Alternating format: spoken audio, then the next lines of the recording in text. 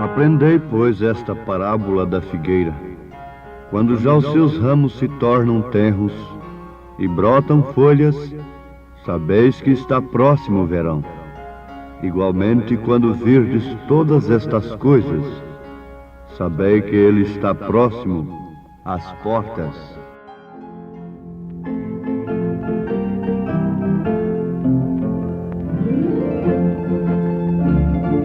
Aprendei, pois, esta parábola da figueira. Quando já os seus ramos se tornam tenros e brotam folhas, sabeis que está próximo o verão. Igualmente, quando virdes todas estas coisas, sabei que ele está próximo às portas. Em verdade vos digo que não passará esta geração sem que todas estas coisas aconteçam. O céu e a terra passarão, mas as minhas palavras não hão de passar.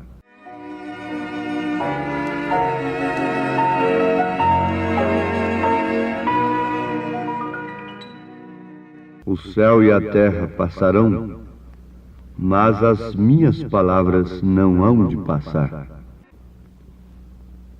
Jesus Cristo, falando em São Mateus, capítulo 24, versículo 32 ao versículo 35. Temos lido.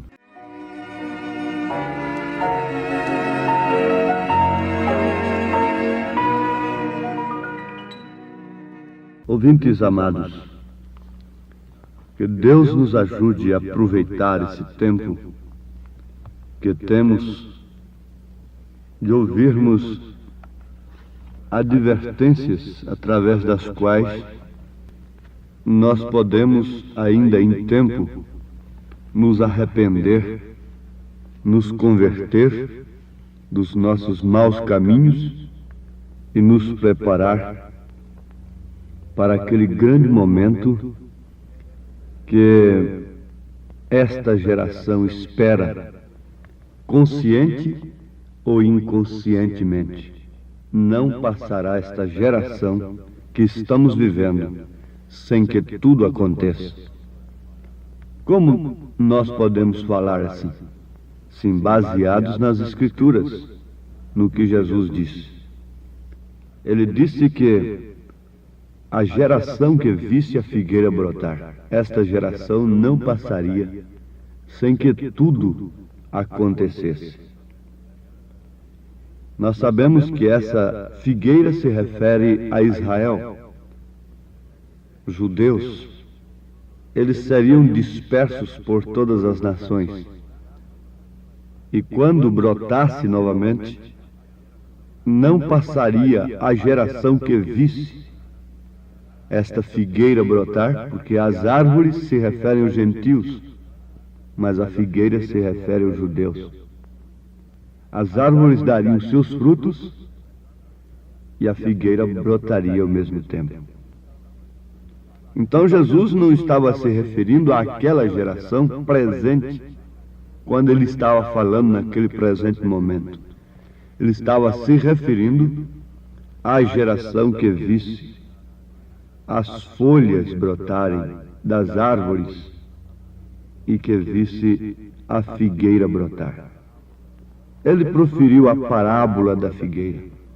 Quando já os seus ramos se tornam tenros e brotam folhas, sabeis que está próximo o verão. Ele não disse o dia nem a hora, mas ele deu exatamente os sinais. Quando virdes acontecer estas coisas, olhai para cima, porque a vossa redenção está próxima. Vamos lançar mão, nesse instante, da mensagem do profeta desta era, a segunda vinda de Cristo. Ele diz que estava em Bombay, Índia. Ele diz assim, recentemente, Ele falando em 1957. Enquanto eu e o meu menino Billy Paul estávamos lá num grande culto onde dezenas de milhares de hindus deram seus corações a Cristo, veio um grande aviso. Agora, quero que vocês reparem a inteligência da natureza. E vejam como a natureza é uma Bíblia aberta. De repente, por alguma razão desconhecida, todos os passarinhos na cidade começaram a ir embora, ir para o campo. Agora, na Índia, as suas cercas não são como as nossas, seus muros, suas cercas. Eles não têm cercas de madeira, têm cercas grandes de pedras, as quais são construídas altas, aquelas muralhas altas de pedras. Logo notamos que todo o gado, ovelhas, bois, começaram a afastar dos muros e prédios e irem para o meio do campo, onde eles começaram a formar e andar em círculo. O gado, as ovelhas, os bois, não é? Então, de repente, um grande terremoto atingiu e derrubou os muros. Os passarinhos não voltaram e o gado ficou nos pastos. Porém, os homens continuaram pensando que tudo estava bom. Está aí uma Bíblia aberta ou não está? Os passarinhos fugiram das muralhas onde eles tinham seus ninhos. O gado saiu daquela sombra, saiu daquela organização religiosa onde havia se descansado. Ela ia cair, a grande Babilônia vai cair. Tem caído. Caiu a grande Babilônia. E se alguma reis, se algum animal daquele ficasse ali, seria esmagado.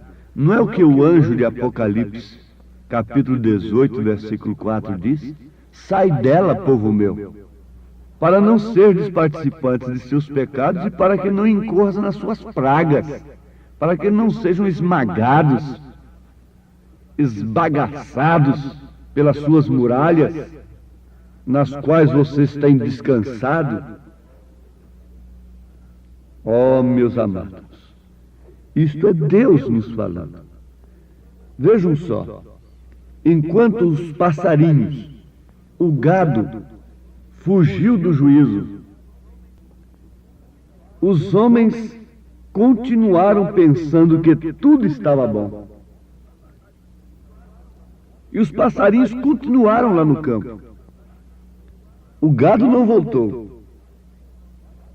No dia seguinte, um outro terremoto abalou a terra e mais prédios caíram.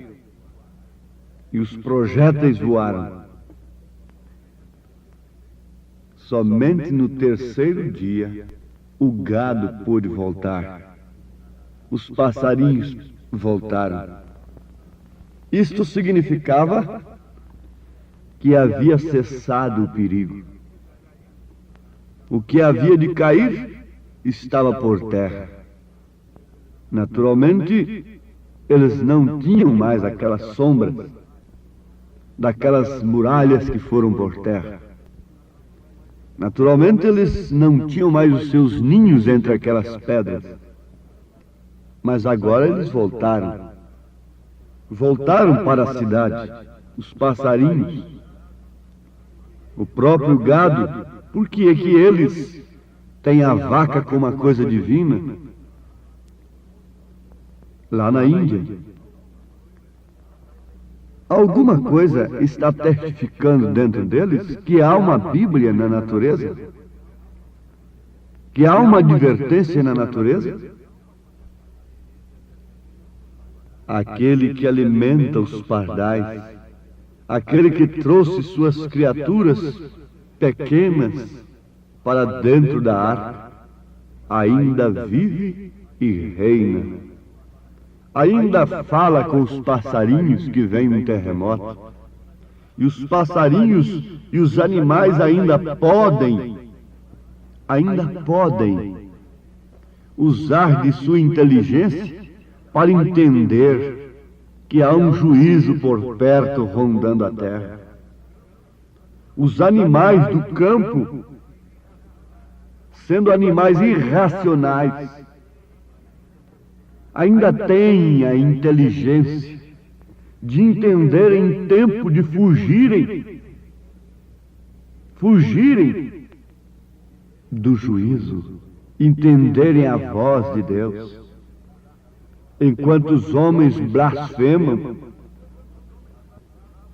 enquanto os homens blasfemavam lá no dilúvio, na véspera do dilúvio, animais, passarinhos estavam entrando na arca. Enquanto homens inteligentes, doutores, estavam blasfemando.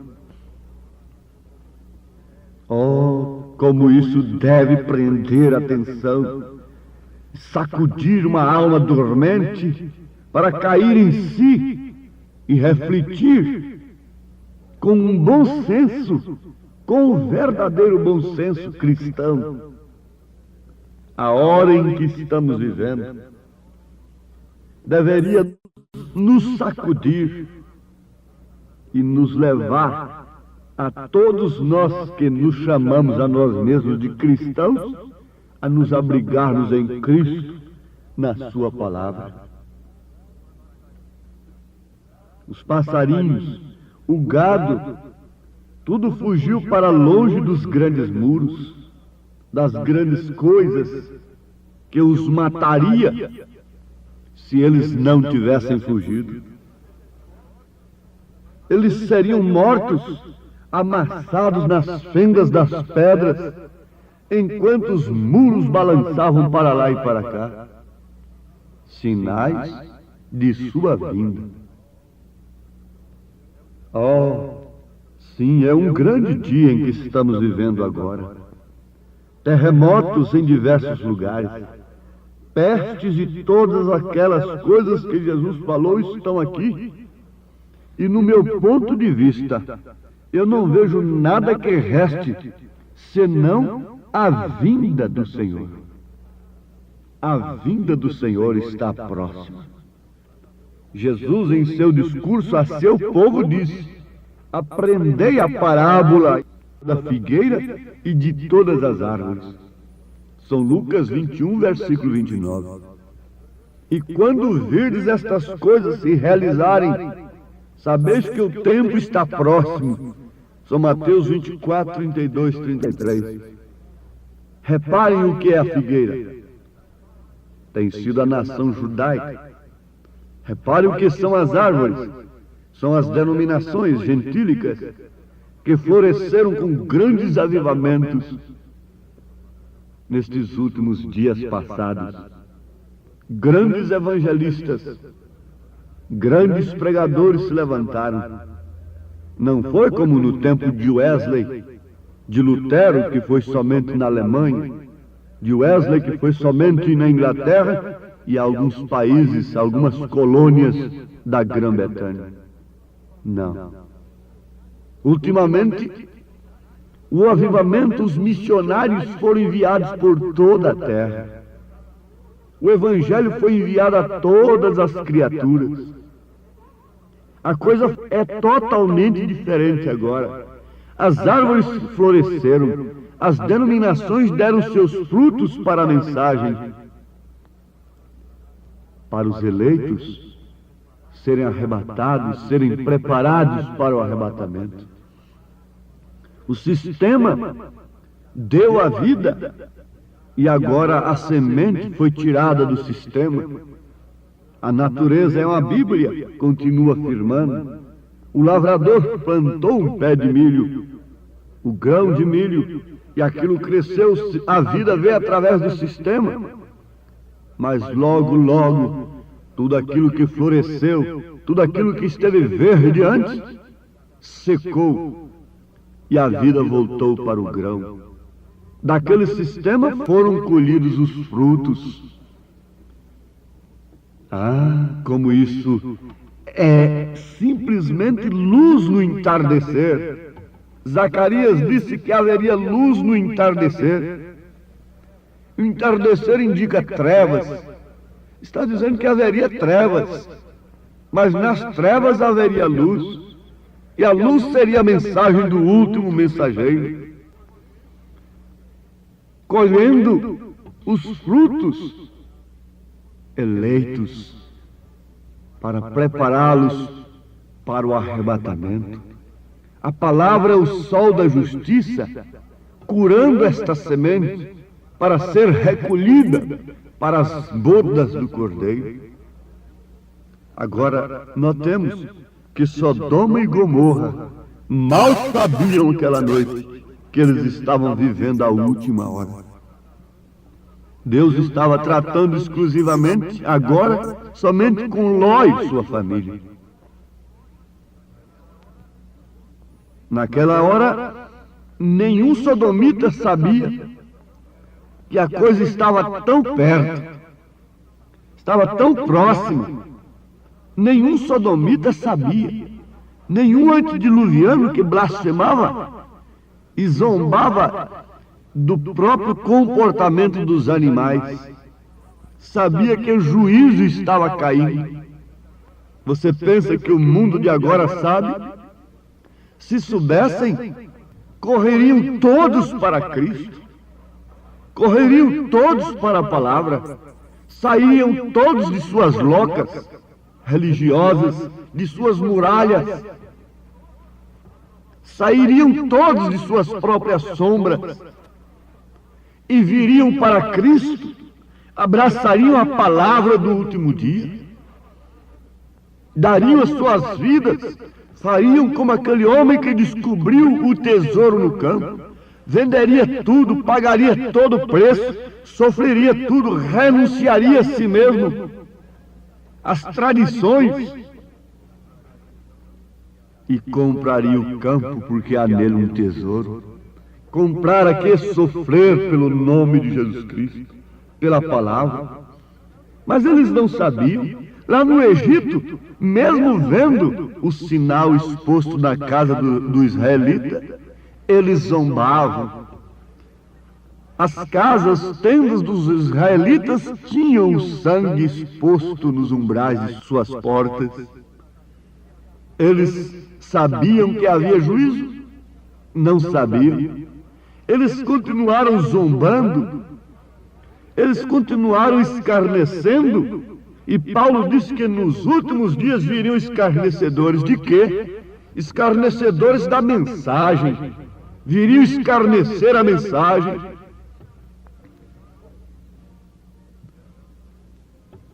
Olhando para Cristo, eles viveram naquele dia, aqueles que tinham, assim diz o Senhor, aqueles que estavam advertidos pelo profeta, aqueles que tinham lugar para a voz de Deus em seus corações,